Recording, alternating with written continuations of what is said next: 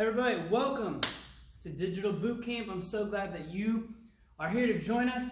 We're on to session 5 already. We're literally on the back hill slope of this thing. And so I'm so excited for those of you who have stuck with it. I think that these next couple sessions will really help you understand what you're reading when you're reading the Bible. And there's a lot of stuff that's just, honestly, let's be honest, it's hard to understand. And we're not the intended audience. And so that's really important to know when you read it. So we're going to go ahead and dive into some review. Just as a quick reminder, by December 1st, if you show us notes that you have watched 8 sessions worth of this, that you've gotten through each 15-minute session. So think about it. 8 sessions, 15 minutes each. You're looking at a total of what is that? 2 hours worth of your time, to hopefully understand the Bible from cover to cover better. Is that worth your time? I would think so. So we introduced this arc, and we're continuing to use it. Remember, I borrowed a lot of this content from 30 Days to Understanding the Bible by Max Anders, and so all I'm doing is kind of presenting it to you in video form, but I would recommend you grab that book, check it out. So, review real fast. Creation, central figure Adam, location Eden. Adam is created by God, but he sins and destroys God's original plan for man. The patriarch period. We have Abraham in the land of Canaan. Abraham is chosen by God to father a people to represent God to the world. Exodus period. We have Moses in the land of Egypt, and through Moses, God delivers the Hebrew people from slavery in Egypt and then gives them the law. Conquest. Our central figure is Joshua. Takes place in the land of Canaan. Joshua leads the conquest of the promised land. The judges, we have the central figure Samson in the land of Canaan. Samson and others were chosen as judges to govern the people for 400 rebellious years. Then the kingdom. David, location in Israel. David is the greatest king in the new monarchy, and he is followed by a succession of mostly unrighteous kings. And God eventually judges Israel for her sin and sends her into exile. And finally, we have the exile period. Daniel takes place in Babylonia. Daniel gives leadership and encouragement and encourages faithfulness among the exiles for the next 70 years. So that's where we are. Creation, patriarch, Exodus, conquest, judges, kingdom, exile. Now we move on to the return. And the return, the central figure, is a guy named Ezra. All right? And Ezra has his own book written in the Old Testament. You can check it out for yourself.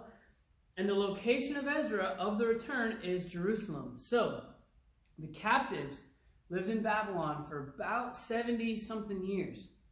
And Ezra now begins to return God's people. Remember, the tribe of Judah, or the 2 tribes that collectively took the name Judah, back to the capital city of Judah, Jerusalem.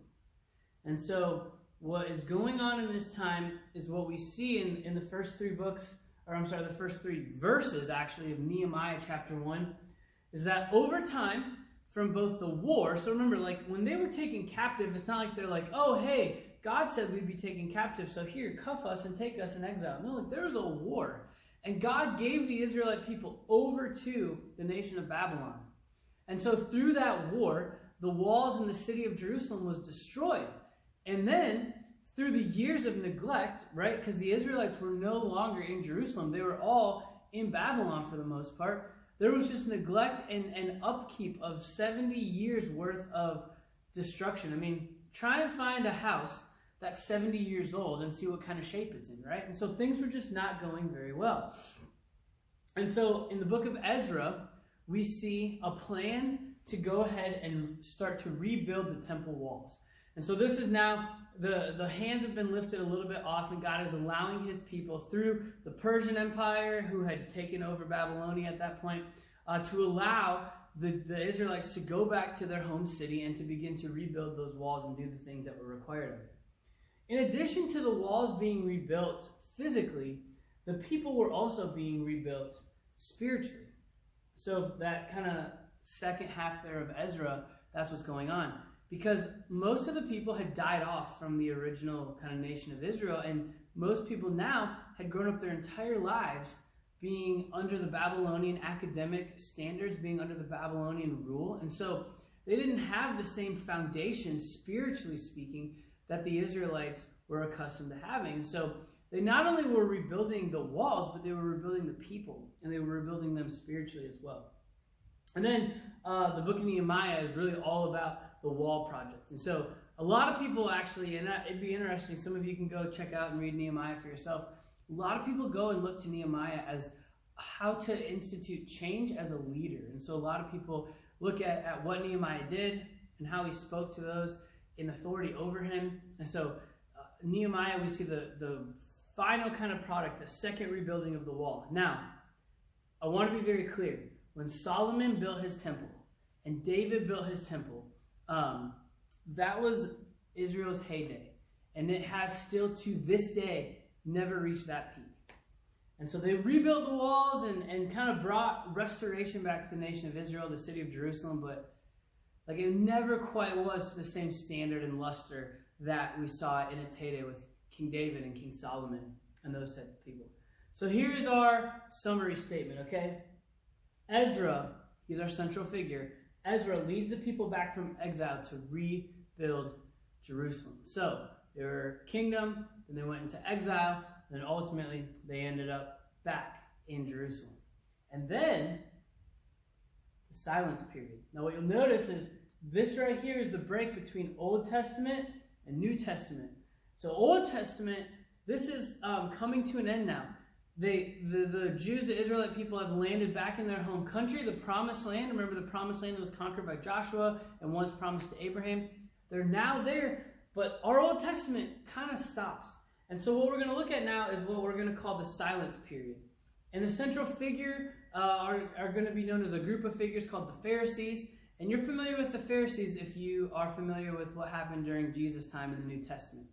And so this religious group, the Pharisees, and also the Sadducees, which are another religious group, they both sort of rise up to prominence, rise up to power, and it all takes place in the location of Jerusalem. And so many things begin to take place, and we know this from history, not necessarily from the Bible.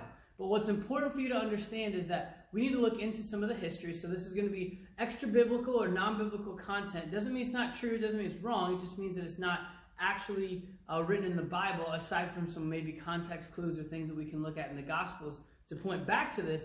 But this is what happens, and the importance of this is this all further emphasizes the fact that Israel needs a Messiah.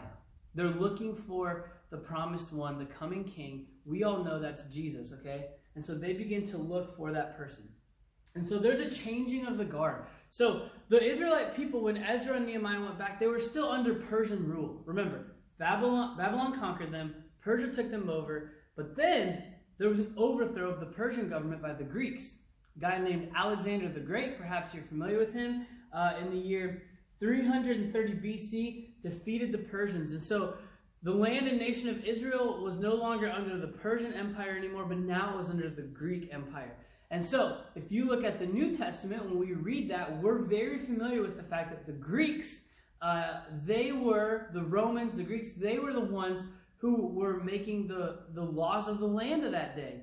And so, things like render unto Caesar what is Caesar's, right? That's because he was in control, and he was the primary governing body. And so, there was a changing of the guard that took place. There were also some political sects that rose up in order to try and overthrow the Greek rule. And so we have the Maccabees, and so the Maccabees have a deep and rich history in Jewish traditions. And so the Maccabees actually is where the kind of history and story of Hanukkah comes from and what is celebrated in that Jewish tradition. And we have the Zealots. And so both of these people are rising up in an attempt to overthrow, politically speaking, the power that is there. So these militant Jews, the Maccabees, the Zealots, they attempt to revolt against this foreign rule of the Greeks or the Persians, and they attempt to make Jerusalem and the surrounding area an independent country. All right? And so they're trying to fight it that way. We also have not only political sects that rise up, we have religious sects, and that's where we get the Pharisees, and we also get the Sadducees. So one thing you need to know, the Pharisees and the Sadducees were both religious in nature, and they were both trying to be keepers of the law. But the problem was, the two of them, they weren't actually in much agreement. There is one thing that they kind of came together on. And these two groups helped form a ruling board called the Sanhedrin. The Sanhedrin is important for you to know because it comes up very prominently during Jesus' trial and ultimately, eventually, his crucifixion, right? And so we have these two groups create the Sanhedrin.